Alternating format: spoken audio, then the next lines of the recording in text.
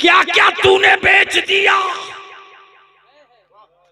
ये उस उमर की बात बलिया भी कर रहा जिस उमर के इक़्तिदार में कभी सूरज नहीं डूबा था। तुम 140 करोड़ न संभाल सके, वह मेरा अमीरुल मोमिनीन फारूक आजम है जिसकी हुकूमत दरिया और समंदर पर भी चला करे। बात तुम इस्लाम की करते हो। डर इसीलिए लगता है, तब एक नैरेटिव और प्रोपेगेंडा सेट किया गया कि जहां लोग सटा इस्लाम के करीब कि चेहरा नहीं दिल बदल देगा इस्लाम,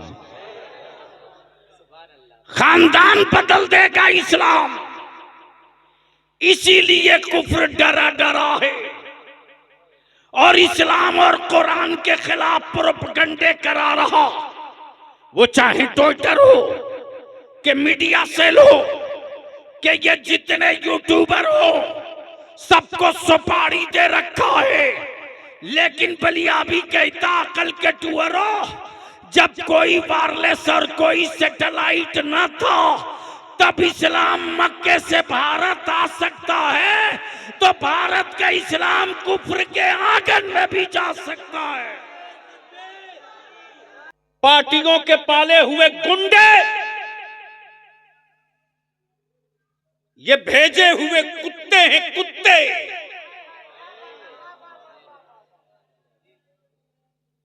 जो गलत हरकतें करते और बदनाम आलिम और मुसलमान होता। कोई मुफ्ती जो आला हजरत के फतवे से हट करके कोई एक फतवा दे दे,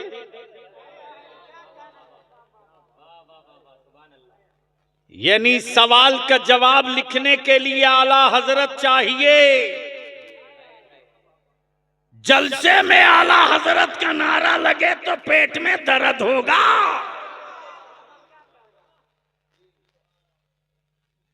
ऐसे लोगों को पहचानो, खूब कायदे से पहचानो, बहुत ढंग से पहचानो और अंधभक्त मत बनाओ, नबी का आशिक बनाओ। अब ज़हन को यही रोक लो। जैसे ही सैयदना उमर ने कहा एक बार और पढ़ दो, बड़ा सुकून मिल रहा है। अल्हम्दुलिल्लाहि रब्बिल आलमीन वल आक़िबतु लिल मुत्तक़ीन।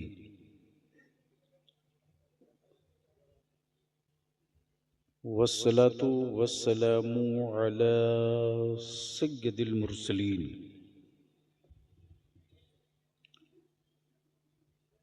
व अला आलिहि व सहबिहि अजमाइन, अम्मा बाद।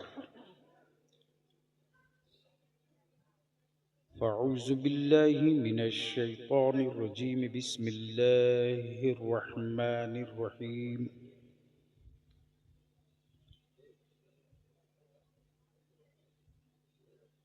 इन्नद-दीन इंदल्लाहिल इस्लाम। आमन्तु बिल्लाहि सदक़ल्लाहुल अज़ीम व सदक़ रसूलुहुन नबिय्युल अमीनुल करीम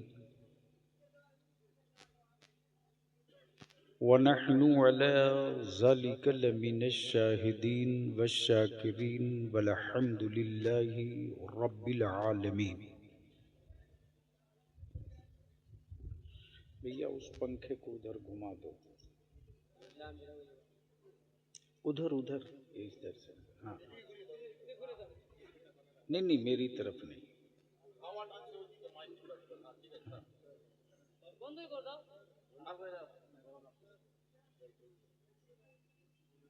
सदर बावकार मुअज़्ज़ज़ उलमाए किराम,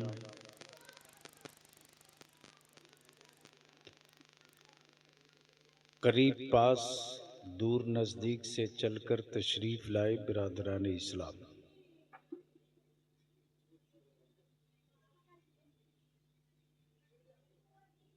ये सच है कि आपका बलियावी अभी जिस पोजीशन में है,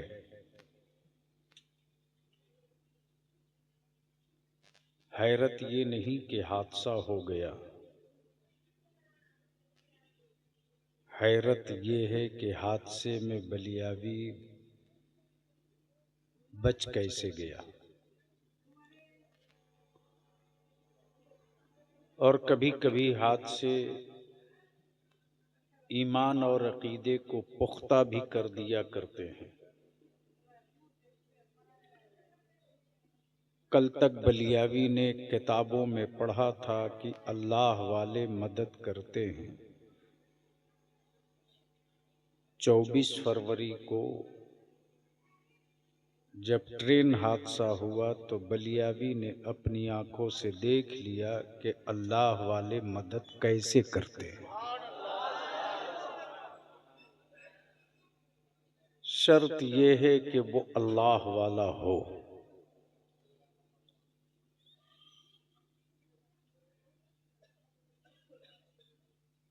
यहाँ के नौजवानों की मोहब्बत, खुलूस और मुस्तकिल तौर से लोग दुआएं करते रहे। सच ये है कि जब कोई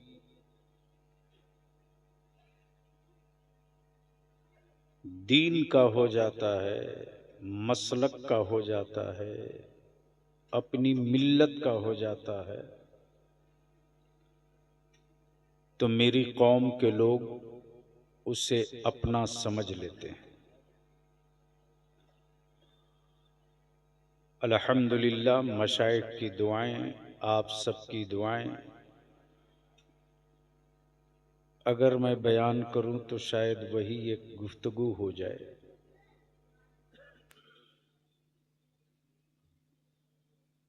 यहाँ के नौजवानों की मोहब्बत और खुलूस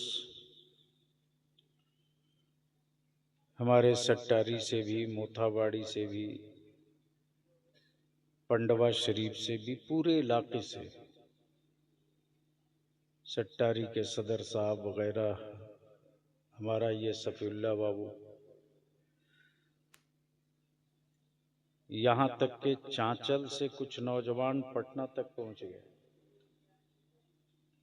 जिनको ये भी नहीं मालूम कि मेरा घर कहाँ है, मैं रहता कहाँ हूँ, लेकिन स्टेशन से पूछते पूछते रमजान में कई बच्चे पहुंच गए। ये खून का रिश्ता नहीं है, ये बिरादरी का रिश्ता नहीं है, ये बंगाली और बिहारी का रिश्ता नहीं है, ये मुस्तफ़ा जाने रहमत की गुलामी का रिश्ता है। और यही रिश्ता मेरी पहचान है, और यही रिश्ता कल क़यामत में हम सबकी पहचान कराएगा। और इसी रिश्ते को बचाने के लिए बरेली के इमाम इश्को मोहब्बत आला हजरत बड़े प्यारे अंदाज में आका के नूर पर खतीब बंगाल हजरत मौलाना हसनुज जमा साहब, यानी दिलों को छू जाने वाली, गर्चे मैं बंगला बहुत नहीं समझता,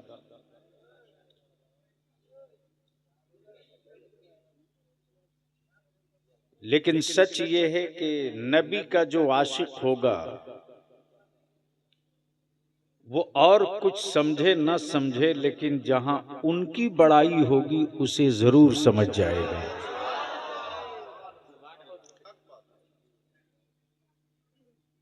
और अल्हम्दुलिल्लाह बड़े अच्छे अंदाज में नातो तकरीर आपने समाअत की। मेरी दुआ है रब्बे कायनात, ये कौन सा गांव है मौलाना फारूक साहब? बाबला दुलालगंज। मोथाबाड़ी और जहाँ जहाँ ईमान वाले बसते हैं, हमारी कौम के, हमारी जमात के नौजवानों को, बुजुर्गों को, माँ बहनों को, बेटियों को अल्लाह ताला उनकी जान माल इज्जत आबरू की हिफाजत करे। बलियावी की गुफ्तगू का 2-3 पार्ट होगा।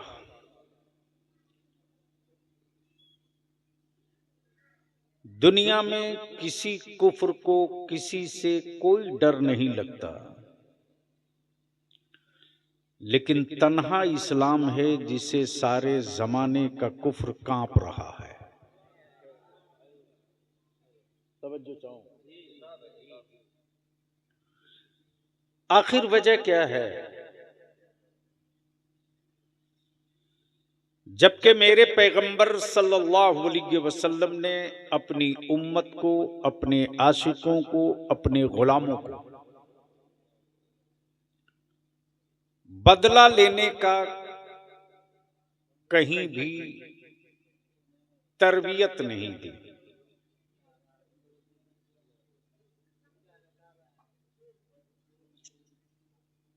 क्या हो गया? बंद कर दो।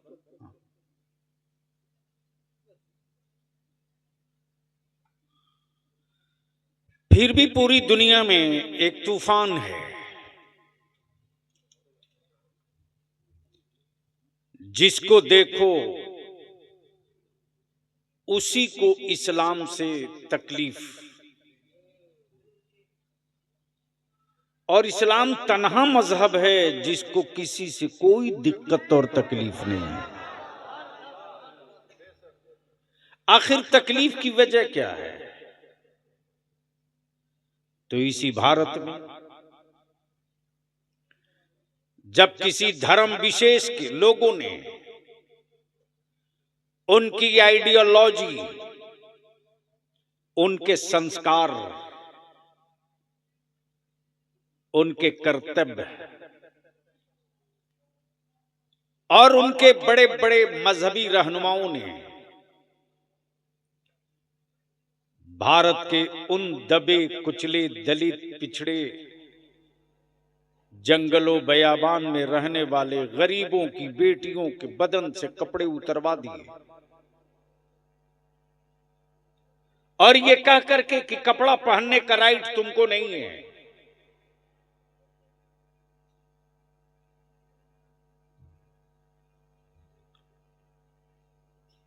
तुम्हारी बेटियां यूं ही नंगे रहेंगी, और सामंतवादियों की औलादें उन्हीं जिस्मों से अगर खेल जाएं तो उस पर कोई कानून या कोई हुक्म या कोई अदालत सजा नहीं सुनाएगी। लेकिन इसी भारत में एक इस्लाम का शहजादा था जिसका नाम हैदर अली खान टीपू सुल्तान था। जब इख्तदार की कमान संभाला तो ऐलाने आम करके बोल पड़ा कि भारत की किसी की भी बेटी हो वो भारत की बेटी है, और जितना सबको अपनी बेटियों का हक है उतना ही इनकी बेटियों का भी हक है। इसलिए अब निकल गई है तलवार टीपू सुल्तान की। देखता हूं कौन दलित भाइयों की बेटियों और उनकी बहन और उनकी माओं के बदन से कपड़ा उतार ले।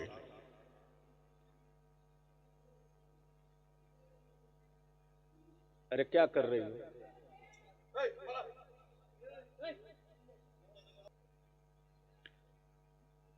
अमेरिका से लेकर इस्राइल तक, भारत से लेकर हर उस मुल्क तक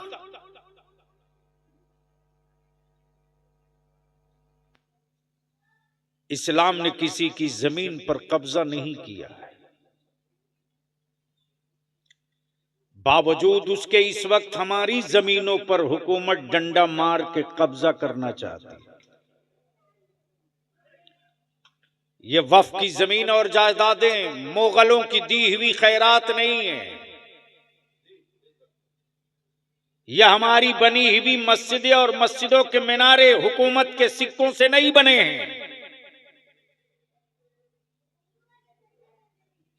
यह हमारे करबला दरगाहें और ईदगाहें, इनमें हुकूमतों की कोई ईंट नहीं लगी है। जमीन मेरी, तामीर हमने की। जमीन मेरी, बनाए हम। और अगर कोई हुक्मरां ये सोचता है कि मुसलमान है, कर ही क्या सकता है, तो बलियावी आज से नहीं बरसों से चीख रहा है। बलियावी को कमजोर बलियावी की जमात के आलिमों ने किया।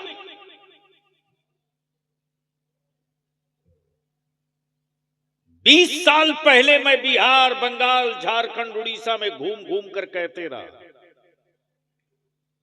फार्म जिला जिला भेजते रहा कि अहले सुन्नत के लोगों अपनी अपनी मस्जिद, अपने अपने मदरसे, ईदगाहों की डिटेल भर के डायरेक्टरी बना लो। लेकिन आलिमों ने तवज्जो नहीं दी। बरसों से चीख रहा हूं, नशा से बाहर निकलो। सिर्फ दारू का ही नशा नशा नहीं होता, सिर्फ शराब का नशा ही नशा नहीं होता।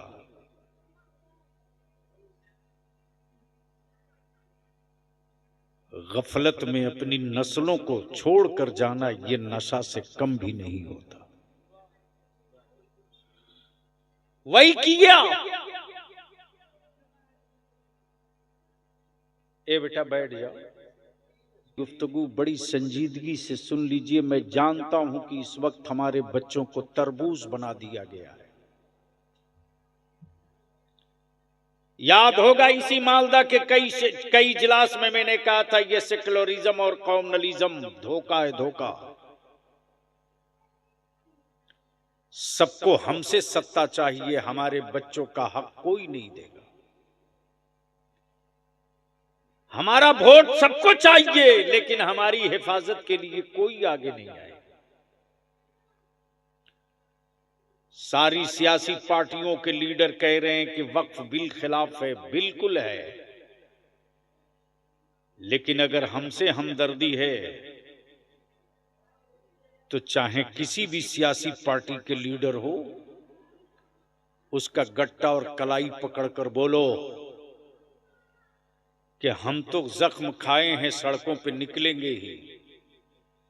तुम अपनी पार्टी के झंडा और बैनर के साथ गैर मुस्लिमों को लेकर प्रदर्शन करो, तो मैं जानूंगा कि मेरे साथ हो।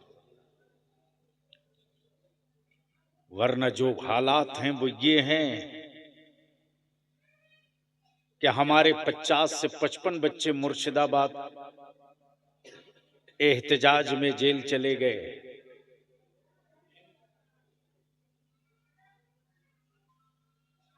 बेईमानों ने बदतमीजियां की। इस्लाम किसी भी उस काम की इजाजत नहीं देता जो इंसान को तकलीफ पहुंचाने वाला हो। अपनी लड़ाई को कमजोर मत होने दो। पार्टियों के पाले हुए गुंडे, ये भेजे हुए कुत्ते हैं, कुत्ते।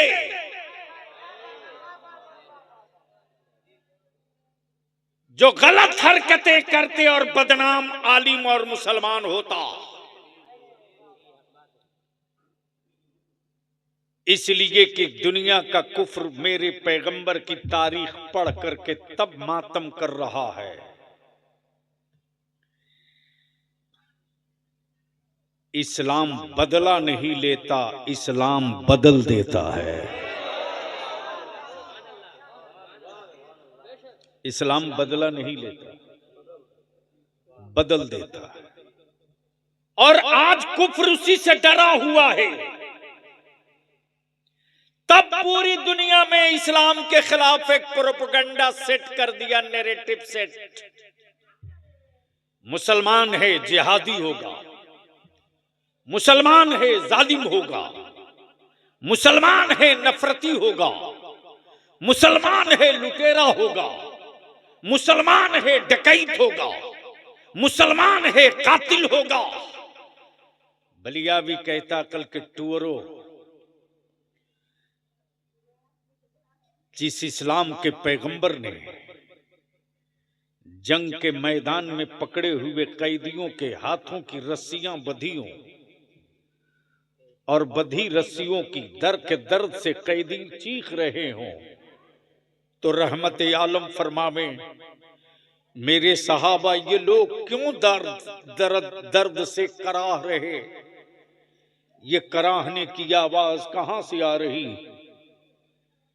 आकाई रहमत के जानिसारों ने अर्ज की, या रसूल अल्लाह, जो कैदी दुश्मन पकड़े गए हैं उनकी रस्सियां बंधी हैं हाथों में, उस बंधी हुई रस्सियों की गिरहें कुछ ज्यादा सख्त हैं, जिसकी वजह से ये चीख रहे हैं, कराह रहे हैं।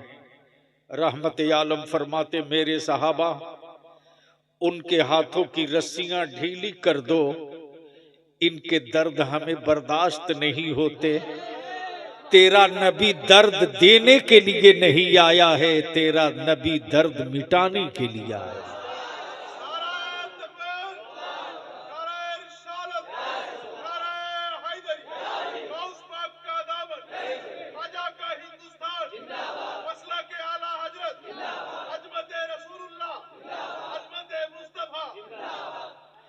दर्द तो हमने बर्दाश्त किए, जंगे आजादी की लड़ाई का दर्द हमको मिला, भारत की तकसीम के बाद से मुस्तकिल दर्द अब तक हमको मिला।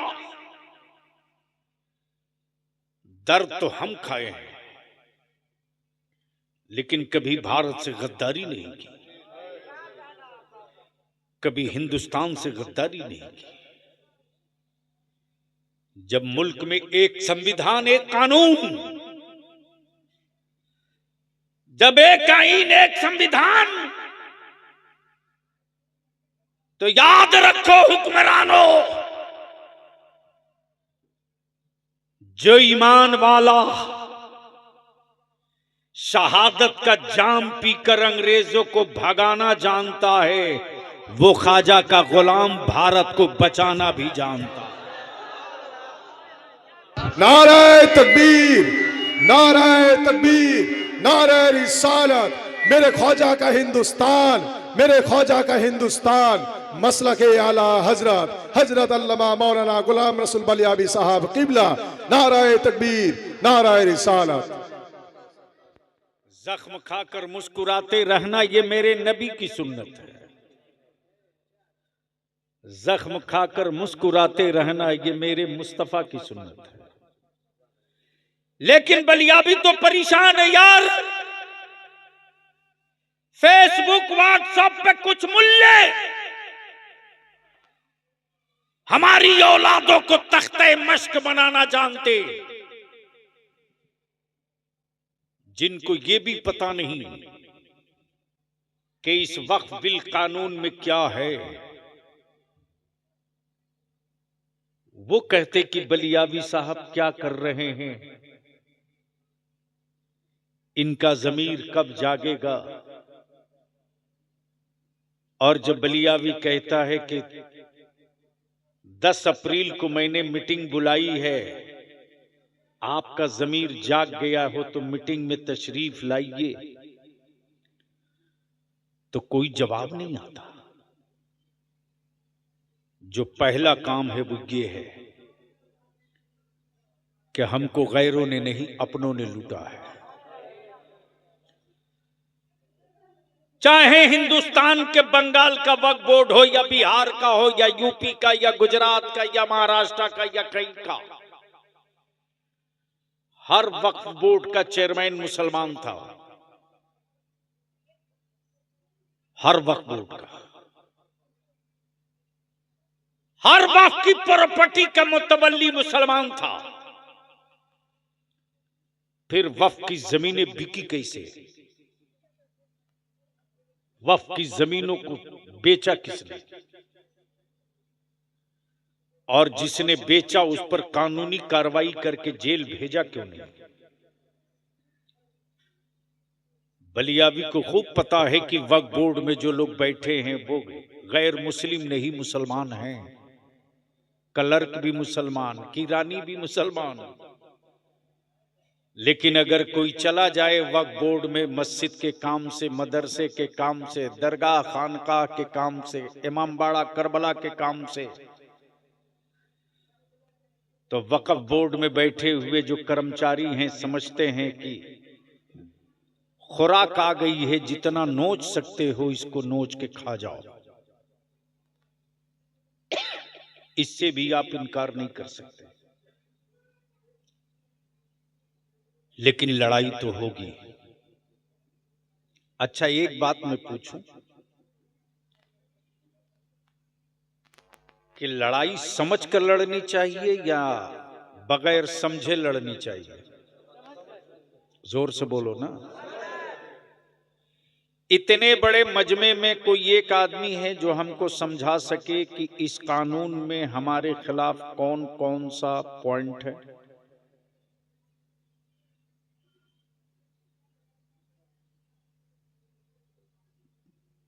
जीरो। लेकिन व्हाट्सएप और फेसबुक पर याद है ना, बरसों से मैं चिल्ला रहा हूं, मुसलमानों अपनी औलादों को संभालो। आज बरसों से चीख रहा बलियाबी की व्हाट्सएप फेसबुक पर बगैर सोचे समझे, बगैर उसकी सच्चाई को जाने हुए शेयर करने वालों, मेरे अजीज बच्चों, तुम तो बर्बाद हो ही रहे हो।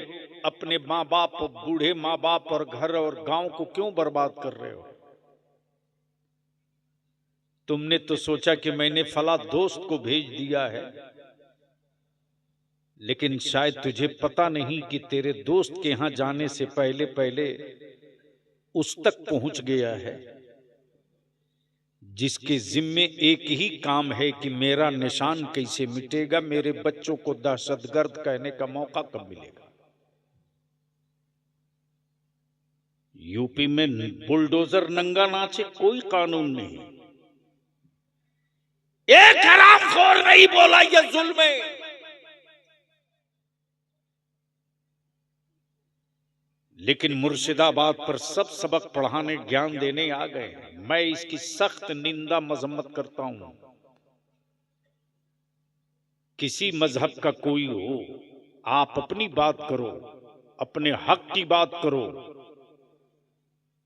किसी की दुकान और मकान जलावे कोई और इल्जाम मेरे बच्चों के सर पे मढ़ा जाए, दीदी को भी इस इजलास के जरिए मैं कहना चाहूंगा कि इसकी अदालत के जरिए जांच कराइए, इसलिए कि इसके अंदर से महक आ रही है कि हमारे बच्चों को बदनाम करने के लिए कोई साजिश रची गई है, ताकि पूरे मुल्क में जो गैर मुस्लिम इसके खिलाफ वक्फ बिल की हिमायत में खड़ा हो रहे हैं उनको रोका जा सके। उसकी प्लानिंग का हिस्सा है। इसकी जांच होनी चाहिए। बोलो, होनी चाहिए कि नहीं होनी चाहिए? होनी चाहिए कि नहीं होनी चाहिए? जांच अगर कोई जज कर दे बढ़िया से तो जरूर निकल आएगा कि मुसलमानों को बदनाम कराने के लिए, इस लड़ाई को कमजोर करने के लिए और हिंदू मुस्लिम को बांटने के लिए यह हरकत कराई गई है। इसलिए मैं गुजारिश करूंगा, यूट्यूबर जितने हमारे बैठे हैं, विजुअल और शेयर बढ़ाने के लिए अल्लाह के वास्ते वो हेडिंग मत लगाओ। इससे तुम्हारा थोड़ा भला होगा, लेकिन नुकसान बहुत हो जाएगा तेरी मिल्लत का। तो थोड़ी देर गुफ्तगू कर दूं। जिस आयत करीमा की तिलावत किया है दुरूद शरीफ पढ़ ले तब। अब ज़हन को करीब कीजिए, इसको बंद कर दीजिए। आखिर इस्लाम से लोगों को तकलीफ क्यों है? तो एक मैंने बहुत तारीखी बात कह दी, इस्लाम बदला नहीं लेता, इस्लाम बदल देता है। तवज्जो चाहूंगा अहले से, सदर साहब, मौलाना देखेंगे, इस्लाम बदला नहीं लेता, बदल देता। कैसे बदलता है? कैसे बदलता है? अब वही सुन लो तो बात मुकम्मल हो जाए। तारीख यही रही है कि बेटियां गाड़ी जाती थी और गाड़ने वाला कोई और नहीं, बाप होता था।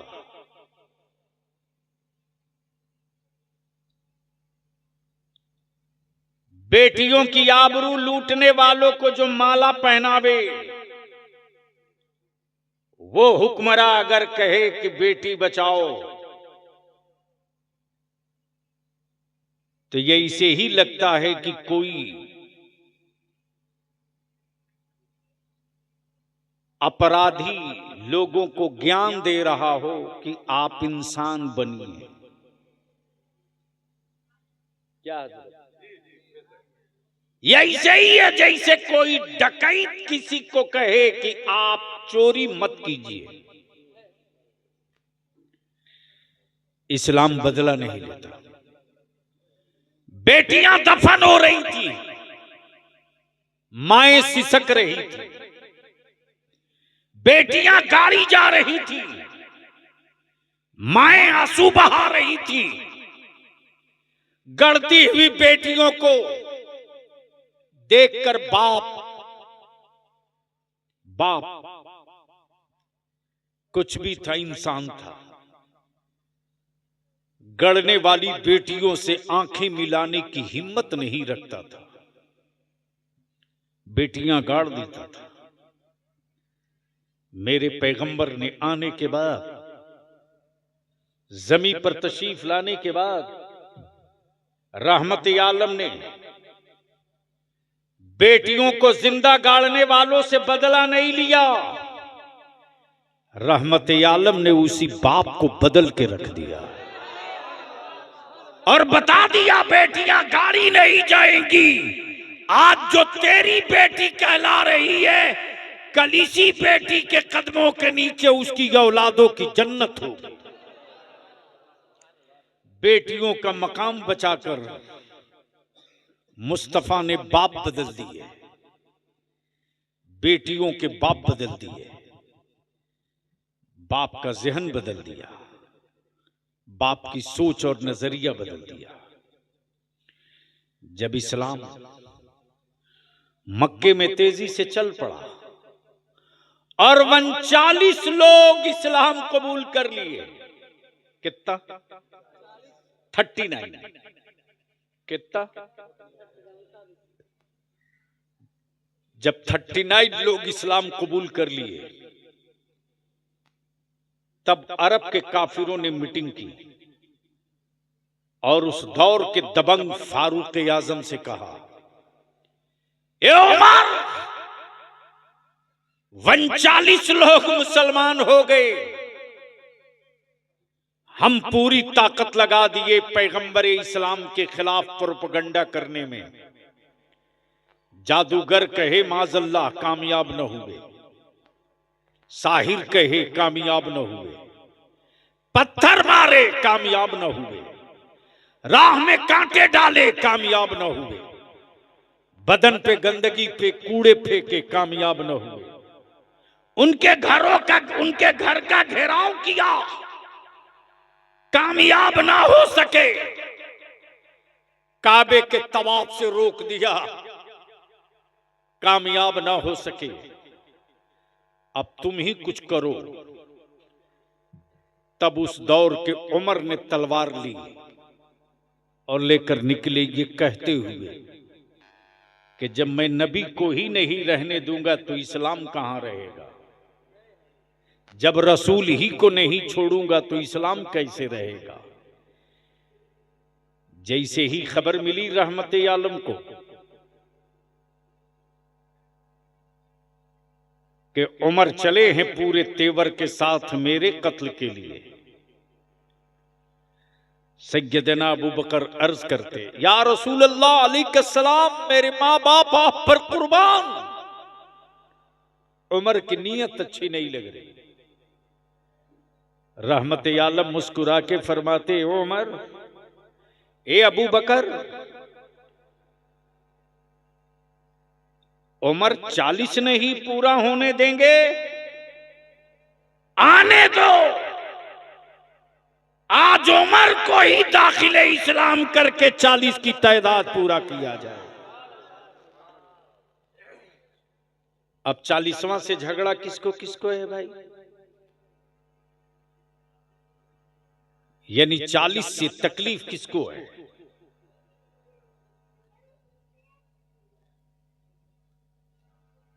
इस पर फिर कभी इस इलाके में आएंगे, कोई याद दिला देगा तो गुफ्तगू लंबी हो जाएगी। चूंकि डॉक्टर के एडवाइस के हिसाब से मैं कुछ ज्यादा आगे जा रहा हूं। मुंह में 6 टाके अंदर पड़े थे। 1 माह 10 दिनों तक तेरा बलिया भी सिर्फ लिक्विड और दुआओं पे बाकी रहा। मुसलमान इस्लाम बदला नहीं लेता, बदल देता है। जब सैयदना उमर चले थे तलवार लेकर, तब रास्ते में किसी ने मुस्कुरा के कहा, ए उमर, बड़ा इतरा के जा रहे हो, कहां जा रहे हो? हाय हाय, क्या कहा? बड़ा इतरा कर जा रहे हो, कहां जा रहे हो? तब सैयदना उमर ने यही कहा था कि मैं जा रहा हूं उनका काम तमाम करने। आए हाय, कहने वाले ने कहा, उनकी तरफ बाद में जाना, पहले अपने घर की खबर ले लो। कब बोलोगे यार? बोल दो, तवज्जो चाहो। क्या कहा? पहले अपनी बाड़ी की खबर लो। अब तो बोल दो बंगाल के बाड़ी वालों।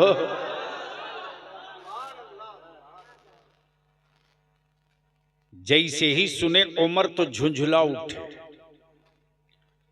लौटे घर। जाने जब चल पड़े तो अगले ने कहा, अपने घर अपनी बहन की खबर लेना।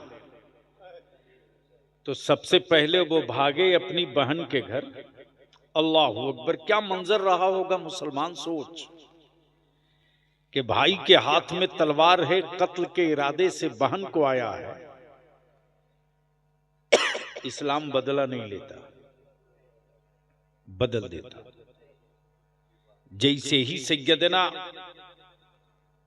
फारूक आजम तलवार लेकर आए हैं, दरवाजे पर जैसे ही कदम रखा, अंदर से कुरान करीम की तिलावत की आवाज आ रही। जैसे ही सैयदना उमर ने कदम बढ़ाना चाहा, फारूक आजम की बहन शेरनी की तरह गरज पड़ी, खबरदार उमर, आगे मत बढ़ना, खबरदार, वही ठहर जा, वही रुक जा। फारूक आजम कहते, ए बहन, तुम क्या पढ़ रही थी? एक बार और पढ़ दो। बोल यार, बोल यार, बोल यार, अरे जोर से बोल, जोर से।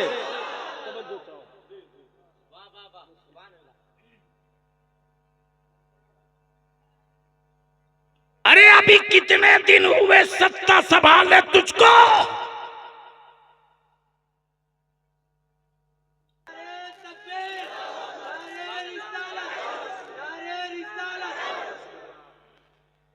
शर्त यह है कि तुम मुसलमान बन जाओ।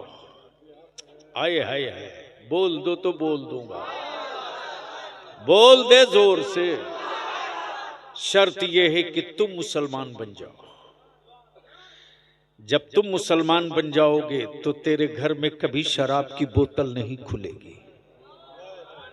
जब तुम मुसलमान बन जाओगे तो तेरे घरों में कभी सूद के पैसे की रोटी और सब्जी नहीं बनेगी। जब तुम मुसलमान बन जाओगे तो तेरे घरों के अलमारियों में सूद का कोई एक नया पैसा नहीं आएगा। जब तुम मुसलमान बन जाओगे तो तेरी मस्जिदें खाली नहीं रहेंगी, लगेगा हर दिन ईद है। जब तुम मुसलमान बन जाओगे तो तेरी बेटियां बेपर्दा नहीं, हया की चादर में सड़कों पर दिखेगी। जब तुम मुसलमान बन जाओगे तो तेरे बेटे गाना नहीं गाएंगे, मुस्तफा की नाम पढ़ेंगे। शर्त यह है कि तुम मुसलमान बन जाओ, और जब तुम मुसलमान बन जाओगे ना तो तुम्हारे दरवाजों पर पर्दे लगे रहेंगे।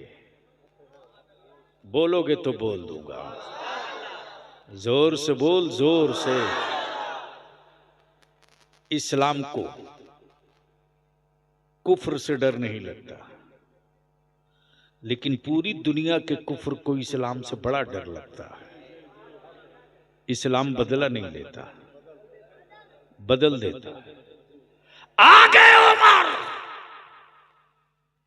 जैसे ही कहा एक बार और पढ़ दो, बहन ने फिर पढ़ा। उमर ने उठकर आगे बढ़ना चाहा। बहन कहती, खबरदार उमर, खबरदार उमर, आगे मत बढ़ना, ये अल्लाह की किताब है, तुम इस लायक नहीं हो कि इसे छू सको। उमर आगे मत बढ़ना। फिर से गदेना उमर कहते कि एक बार और पढ़ दो ना, दिल को बड़ा सुकून मिल रहा है। आए हाय, बोल बोल बोल बोल बोल। तब बलिया भी कहता, ईसा ने सवाब का सबूत मांगने वाले, जब उमर जैसे बहादुर के बेचैन दिलों को बहन की तिलावत से सुकून मिल सकता है, तो कुरान की तिलावतों से कब्र वालों को सुकून कैसे नहीं मिलेगा।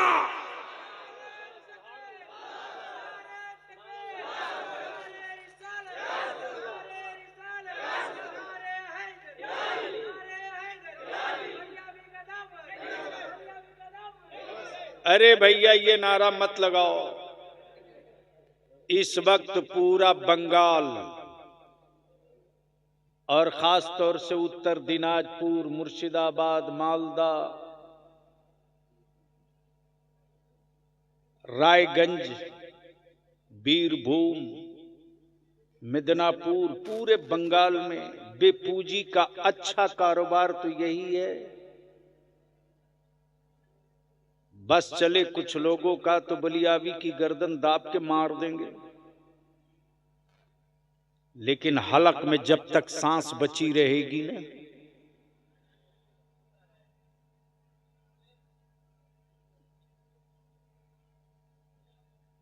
उनके खिलाफ बलियावी की जंग जारी रहेगी, जो मेरे आका की उम्मत के जवानों को अंधभक्त बनाने की बात करते। हम मुस्तफा के आशिक बनेंगे, किसी का अंधभक्त नहीं बनेंगे। लेकिन यहां तो तमाशा हो गया है कोई मुफ्ती जो आला हजरत के फतवे से हट करके कोई एक फतवा दे दे?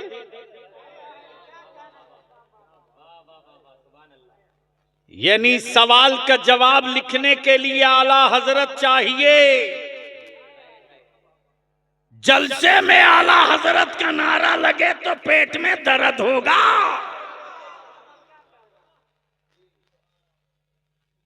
ऐसे लोगों को पहचानो, खूब कायदे से पहचानो, बहुत ढंग से पहचानो, और अंधभक्त मत बनाओ, नबी का आशिक बनाओ। अब जहन को यही रोक लो। जैसे ही सैयदना उमर ने कहा एक बार और पढ़ दो, बड़ा सुकून मिल रहा है, बेचैन दिल को बड़ा सुकून मिल रहा है। बहन ने फिर कुरान करीम की उसी आयत करीमा को दोहराया। अब उमर उठे हैं, तलवार लिए चले हैं मुस्तफा की बारगाह में। देख रहे हैं सैयदना अबू बकर सिद्दीक आकाए रहमत की तरफ मुखातब होकर अर्ज करते, या रसूल अल्लाह अलैहि सलाम। उमर के हाथों में तलवार है, उमर इधर ही आ रहा है, नीयत अच्छी नहीं लगती।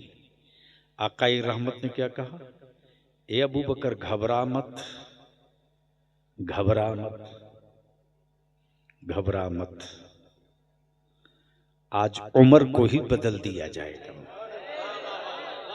तवज्जो चाहो, तवज्जो चाहो। ये नहीं कहा कि उसकी तलवार से उसे मार दिया जाएगा, इसलिए कि मेरा नबी मारने की बात नहीं करता, वालों को जिंदा रखने की बात मेरा मुस्तफा किया करता। इसलिए इस्लाम बदला नहीं लेता, बदल देता है। अब आजा जरा सा जहन को थोड़ा करीब कर ले। करबला मुअल्ला में बंद पानी हुआ, खेमे जले, घर लूटा, औलादों की लाशें तड़पी, क्या क्या न हुआ, लेकिन खानदाने मुस्तफा के लोगों ने बदला नहीं लिया। एक नन्हे अली असगर की, एक नन्हे अली असगर की प्यास ने पूरे नक्शे को बदल के रख दिया और बता दिया कि देख, पानी की औकात क्या है, हुकूमत की औकात क्या है, और मुस्तफा की आल की और नबी के लाल की हिम्मत क्या है। लेकिन एक बात यहां दिल खोल करके बहुत कायदे से दिमाग में बात बैठा लो। कोई हो, किसी खानकाह का हो, किसी दारुल उलूम का हो, कितना ही बड़ा मुफ्ती मौलाना बनने का दावा करे, अगर किसी सहाबी रसूल बिलखुसूस अमीरुल मोमिनीन सैयदना अमीर मुआविया की शान में गुस्ताखी करे तो समझ लेना ये यजीद के लश्कर का हो सकता है, हुसैन का आशिक नहीं हो सकता।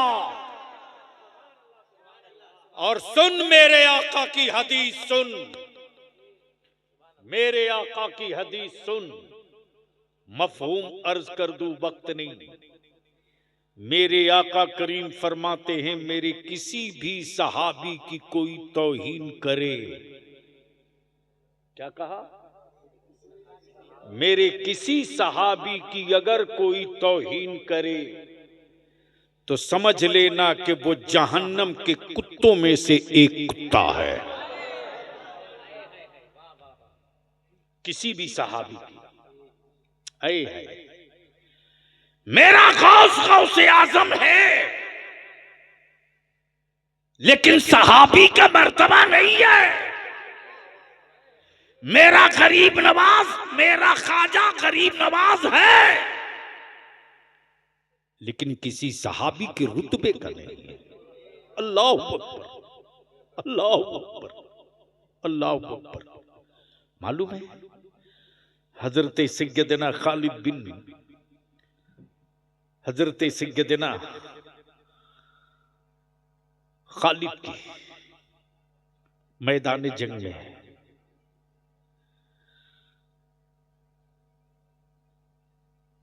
अचानक लड़ाई बंद कर दी है, सारे जानेसार परेशान, अब क्या होगा, हम जंग हार जाएंगे, हम पर हमले हो रहे।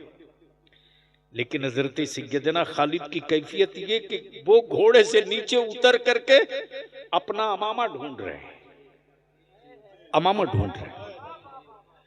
आप सोचो जरा, तलवारें चमक रही हो, गरज रही हो, इसी बीच में वो अपना अमामा ढूंढ रहे हैं, अपना अमामा ढूंढ रहे हैं और कह रहे लोगों तलवारें रोको, अमामा ढूंढो। कमांडर है, अमामा ढूंढवा रहे हैं। लोग परेशान हैं, क्या हो गया खालिद को, अचानक जंग रोक दी और कह रहे हैं अमामा ढूंढो। जैसे ही अमामा शरीफ मिल गया, सैयदना खालिद अपने सर पर रख के कहते, जंग जीतने की जमानत मेरे सर से उतर गई थी, जंग को फतह करने की जमानत मेरे सर पे आ गई है, जंग जीत जाओ। जानेसारों ने अर्ज की, ए सैयदना खालिद ये तो बताओ कि इस कपड़े में क्या तासीर है कि जंग जीतने की अमानत है। सैयदना खालिद फरमाते, मेरे जानेसारों, मेरे जाबाजों, इस कपड़े की कीमत नहीं है, लेकिन इस कपड़े में मेरे आका का मुँह मुकद्दस रखा हुआ है। और खालिद का अकीदा और ईमान और इश्क ये है कि जिस मैदान में मुस्तफा का मुँह मुकद्दस होगा वो जंग हम ही जीतेंगे। मेरे अजीज, क्या हुआ बाबू, कुछ याद आ गया उसको? नहीं नहीं, किसके लिए? नहीं नहीं, बैठ जाओ, मोहब्बत है तुम लोगों की। याद रखना, हम अपने उलमा से बार बार कहते हैं, हमारे बच्चों की इस मोहब्बत को आप रायगा मत जाने दीजिए। दुनिया के किसी भी मजहब में इस तरह मोहब्बत करने वाला अपने मजहबी पेशवा से कोई नहीं मिलता है, कोई नहीं मिलता। मौलाना, आज तक मैंने नहीं देखा है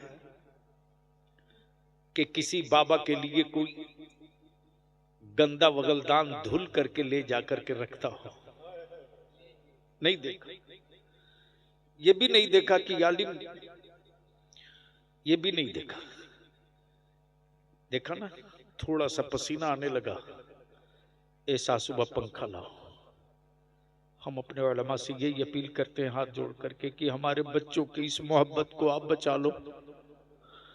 अगर हमारे बच्चे घायल हो गए और आलिमों से भरोसा टूट गया ना, तो इस्लाम बहुत कमजोर हो जाएगा, सुन्नियत बहुत कमजोर हो जाएगी। और इस भरोसे को अगर आपने और जीत कर मजबूत कर लिया ना, तो आज भी मेरी कौम के उन बच्चों में जो मजदूर है, जो लेबर है, जो खटता है, जो ईंट जोड़ता है, जो दीवार पर प्लास्टरा करता है, जो सेंटरिंग ठोकता है, जो दिन में मजदूरी करता है, जो ऑफिसों में कलम चलाता है, जो तिजारत करता है, आज भी मेरे जवानों के दिलों में इतनी मोहब्बत आलिमों के लिए है ना, इतनी मोहब्बत है कि ये मोहब्बत दुनिया के किसी और मजहब के लोगों के जवानों के बीच नहीं है। इसको बचा लीजिए, इसको बचा लीजिए। अगर इसको बचा लिए ना, तो मेरा दावा नहीं, यकीन है कि हमारे बच्चे खुद भूखे रह लेंगे, लेकिन अपने मजहबी पेशवा को कभी भूखा नहीं रहने देंगे, कभी नहीं रहने देंगे। आलिम जरूरत पूरी कर सकता है, हमारे बच्चे आलिम की जरूरत पूरी कर सकते, हमारे बच्चे किसी आलिम या किसी शायर की लालच पूरी नहीं कर सकते। और मैं कहूंगा अहले सुन्नत के जवानों से, आलिमों को जलसों में बुलाओ जो दरसगाहों से फारिग हो, नबी के आशिकों को जलसे में बुलाओ। भाड़े की फौज से जंग नहीं जीती जा सकती, तो भाड़े के मौलवी और भाड़े के शायर से तुम मसलक कैसे बचा सकते हो? बचाओ इसको। मैं जानता हूं मेरी बातों से बहुतों को तकलीफ होगी, लेकिन इसका बलियाबी की सेहत पर कोई असर नहीं पड़ता। पैसे सबको चाहिए, जरूरत भर की रखो तो सुकून से जियोगे, पैसे के लिए लालची बनोगे तो तिजोरियों में सिक्के और गड्डियां तो मिल जाएंगी, लेकिन जब ठोकर खाकर गिरोगे तो दुआएं तुझको नहीं मिलेंगी। इस्लाम बदला नहीं लेता। बोल यार, बोल बोल बोल बोल। चारों तरफ से, चारों तरफ से।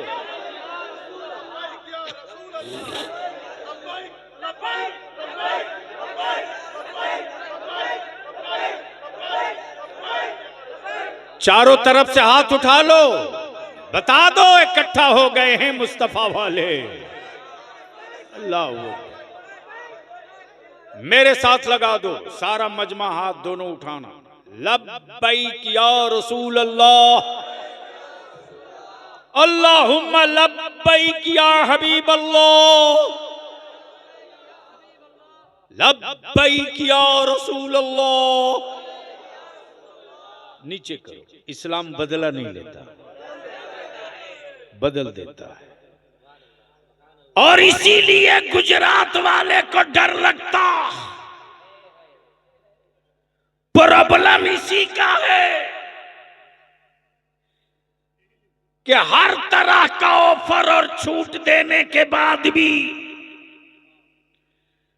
अब्दुल्ला महेश न बना, शाकिर रमेश न बना, लेकिन न जाने कितने लोग अब्दुल्ला अब्दुल करीम बन गए। तब डर लगा तो कहा कि अगर वही जमीन वफ करेगा जो कम से कम 5 साल तक मुसलमान हो, तो बलियाबी अगर यही दोहरा दे कि फिर मंदिरों के लिए जमीन वही दे जो कम से कम 5 साल तक हिंदू रहे।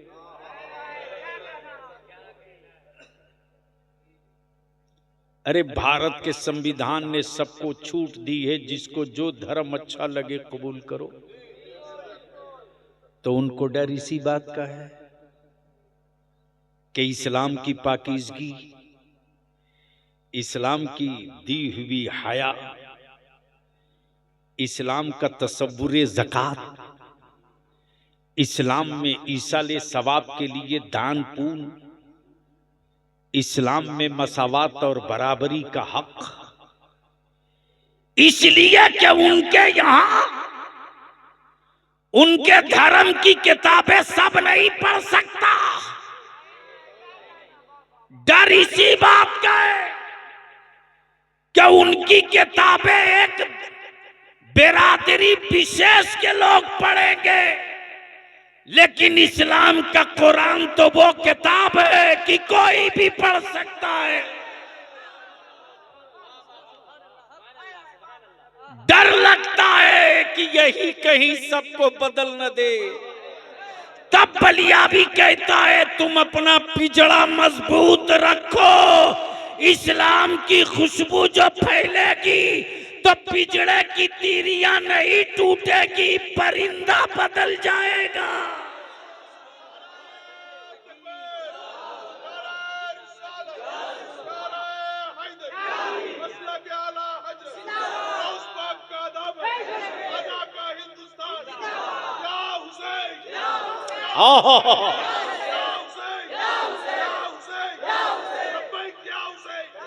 सुभान अल्लाह। एक बात दिल में लिख लो,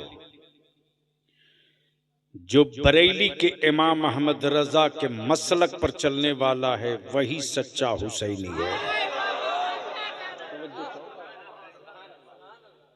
सैयदना अबू बकर सिद्दीक को छोड़कर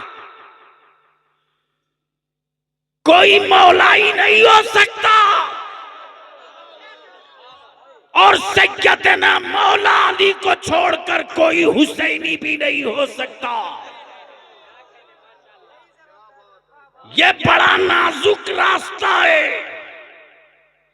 अहले बैत के लिए बाल बराबर भी बदगुमानी हुई तो भी गए, और सहाबा के लिए खुलफाए राशिदीन सैयदना अबू बकर सिद्दीक सैयदना फारूक आजम के लिए थोड़ी सी बदगुमानी हुई तो भी गए। आए है। अब जरा दिल लगा तो मैं तुझको आंखों से दिखा दूं और एक बहुत बड़े फितने को आज दफन कर दो। देखना चाहोगे? कितना टाइम हो गया? ओहो, बहुत देर बोल दी।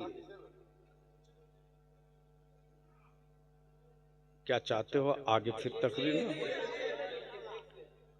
जो मेरी सेहत है, मैंने मोहब्बतों का ख्याल किया तो जिस तरह आप मेरी सेहत का ख्याल करोगे। बस एक वाकया। अच्छा एक बात बताओ कि मेरे आका करीम सल्लल्लाहु अलैहि वसल्लम के गुंबदे खजरा में दाएं और बाएं कौन लेटा है?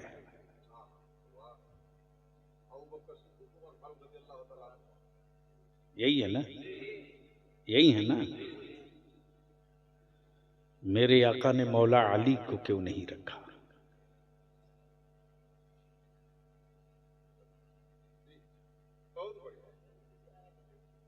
मेरे आका ने सैयदना उस्मान गनी को क्यों नहीं रखा? वो तो कासिमे कुल है।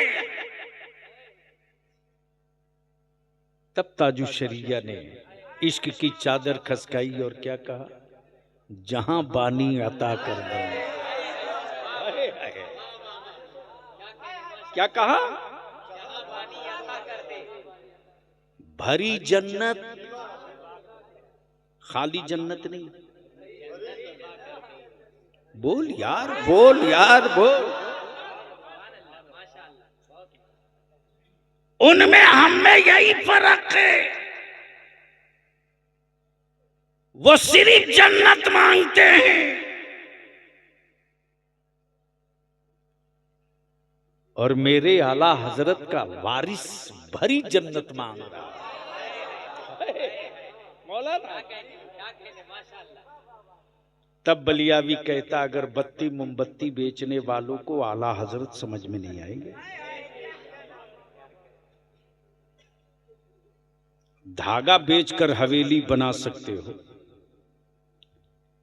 धागा बेचकर रजा नहीं समझ सकते। क्या कहा? भरी जन्नत आए है। नबी मुख्तारे कुल है। हजरत क्या कहा? ये नहीं कहा कि सिर्फ मुख्तार है। मुख्तारे कुल का क्या क्लियर कर दिया कि बादे अल्लाह जो किसी के पास नहीं वो सब मोहम्मद रसूलुल्लाह के पास है। जो नबी का नहीं वो हमारा नहीं। हाय हाय मेरी अजीज, गोया मेरे आका की निगाहे नबूवत देख रही थी कि कल का फितना होगा, मेरी उम्मत को तोड़ा जाएगा, कुछ लोग मेरी आल की को ढाल बनाएंगे और कुछ लोग मेरे सहाबा को ढाल बनाएंगे और उम्मत के टुकड़े किए जाएंगे। तब नबी ये कौनैन ने फरमाया, कब जब खाने काबा से बुतों की सफाई हो रही थी और एक बुत बहुत ऊपर था। एक बुत बहुत ऊपर था तो सैयदना मौला अली शेर खुदा फातिह खैबर ने अपना कांधा पेश किया और क्या कहा? या रसूल अल्लाह, मेरे कांधे पर सवार हो जाइए। नबी रहमत ने क्या फरमाया? ए अली, तुम नबूवत का बोझ नहीं बर्दाश्त कर सकते। अल्लाह अकबर, अल्लाह अकबर। तुम नबूवत का बोझ नहीं उठा सकोगे। लेकिन जब हिजरत की रात आई और आकाए रहमत मक्के से हिजरत किए तो जहां तक रेतीली जमीन रही मुस्तफा पैदल पैदल, और जहां से पथरीली जमीन मिली आकाई रहमत फरमाते अबू बकर इधर आओ, अबू बकर इधर आओ, अपना कांधा लाओ, सवार करो मुस्तफा को, सवार करो मुस्तफा को। कांधा सैयदना अबू बकर का, सवार नबियों का ताजदार हो रहा। गोया उसी दिन क्लियर हो गया कि आकाए रहमत के बाद इस उम्मत का बोझ किसी और के कांधे पर नहीं जाएगा, सैयदना अबू बकर के कांधे पर जाएगा। और उसी दिन क्लियर हो गया। आकाए पाक ने गुंबदे खजरा में दाईं तरफ अबू बकर को, बाईं तरफ फारूक आजम को, इसके पीछे की ये भी राज कि अदब सीखना हो मेरी बारगाह में आने का तो अबू बकर से सीख कर आना, और अगर गुरूर में आओगे तो कल भी उमर की तलवार थी, अब भी उमर की तलवार है।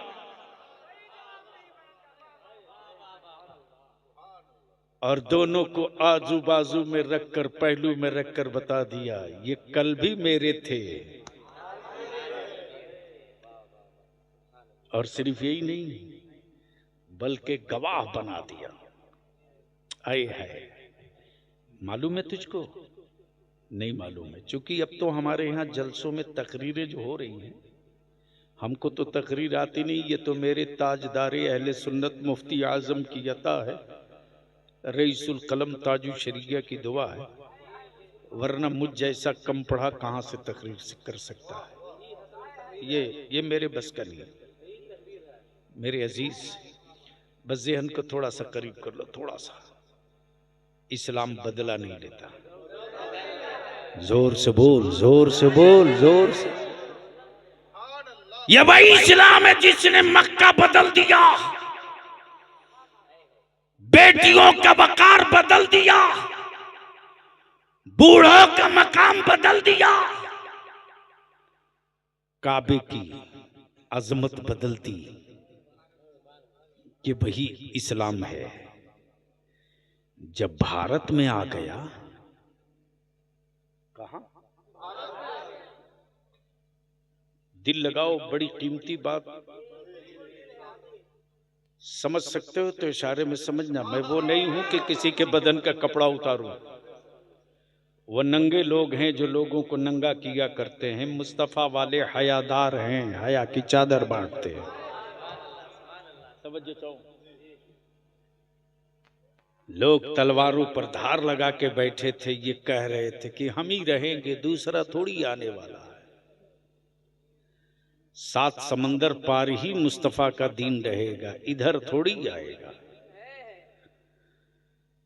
लेकिन अचानक लोगों की आंखें फटी की फटी रह गई जब भारत के ईमान वालों का मुश्किल कुशा मेरा गरीब नवाज आ गया। अरे बोल यार, बोल बोल। होने लगी मीटिंग, महापंचायत। इस्लाम आया, दिखा नहीं, आ कैसे गया?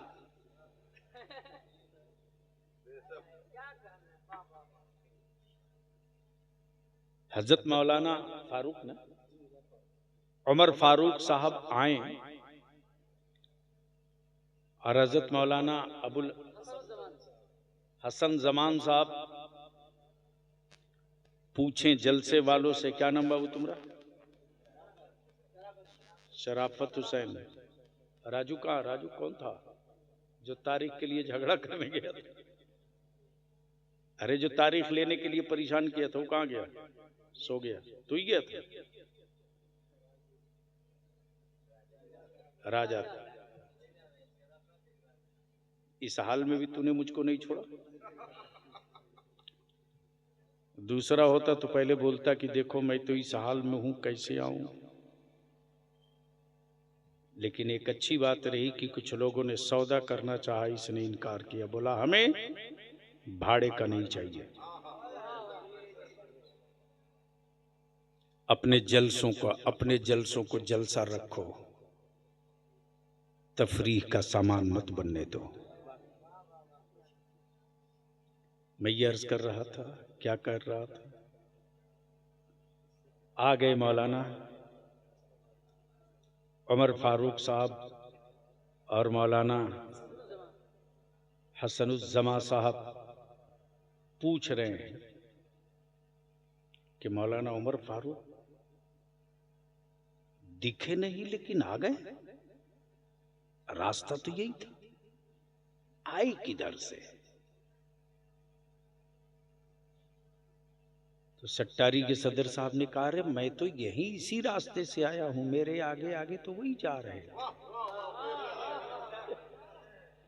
लगता है आपकी नजर दाएं बाएं गई होगी, इसी बीच में वो आ गए। बददिल लगाना, इस्लाम बदला नहीं लेता। जैसे ही देखा कुफ्र की मीटिंग शुरू, बैठ गए मठाधीश। ये है कौन जिसके दाएं बाएं आगे पीछे इर्द गिर्द भीड़ लगी है? और कमाल ये है कि जो भी जाता है उसी के साथ उसी के प्याले में खाता है। यहां तो एक दूसरे के कुएं पर पानी नहीं लेने दिया जाता। वो चले हैं इंसाफ करने मुसलमानों के साथ, जो आज तक अपने कुएं से किसी दलित को पानी नहीं लेने दिए।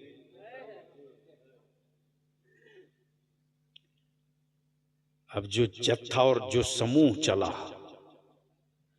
और देखते देखते जब मुसलमान नहीं इस्लाम बढ़ने लगा, तब महापंचायत बैठी कि यार ये तो बड़ा गड़बड़ हो रहा है, इनको भगाओ, रोको। तो कैसे रोकोगे? का जादूगर बुलाओ। यानी इतना डर कि ये खुद भी नहीं मारने की हिम्मत करे जादूगर बुलाओ। सोचो,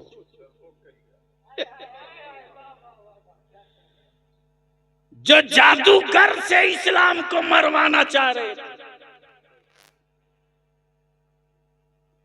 लेकिन ख्वाजा तो ख्वाजा है यार।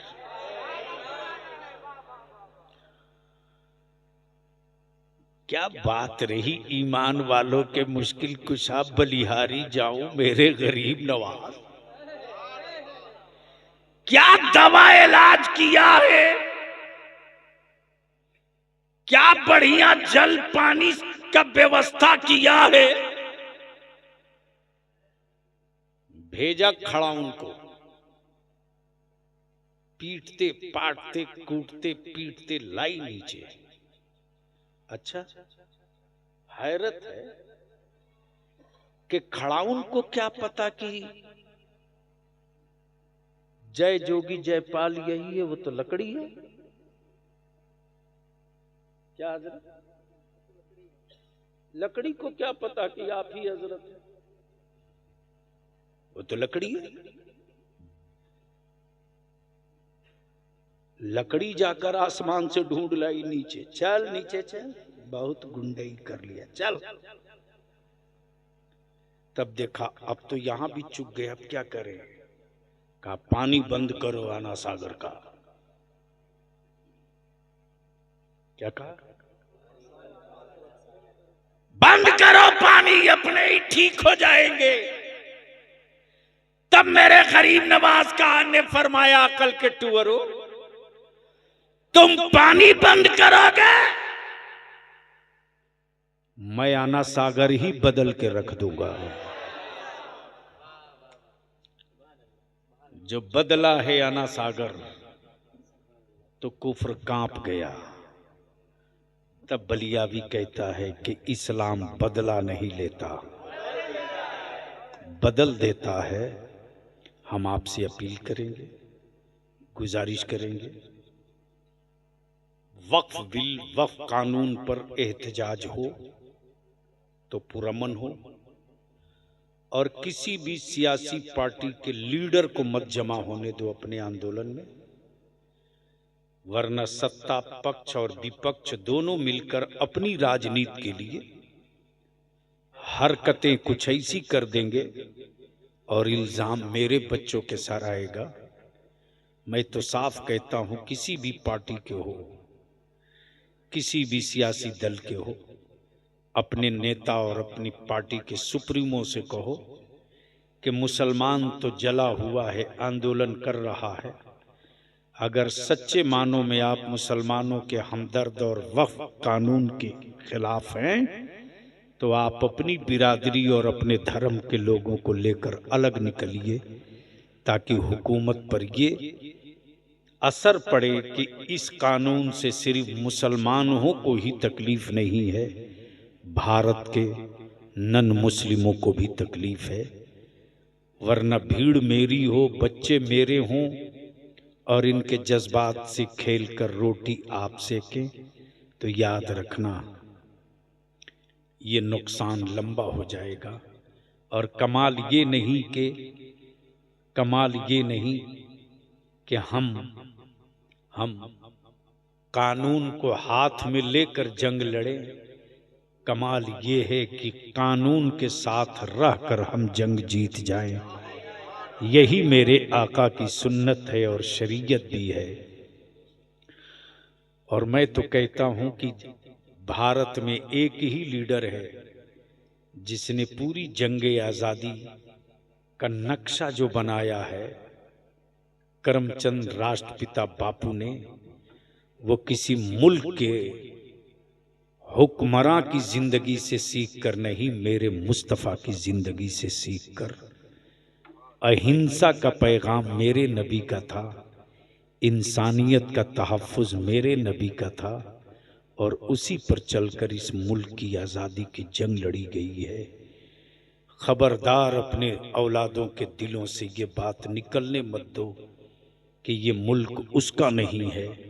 एहसास दिलाते रहो कि ये मुल्क उसी का है, और इस मुल्क में अमन के साथ अपना हक लेने का की जिम्मेदारी भी उसी की है। अल्लाह तबारक व तआला अमल खैर की तौफीक रफ़ीक अता फरमाए। यार जिंदा खड़े हो जाए। सलात सलाम।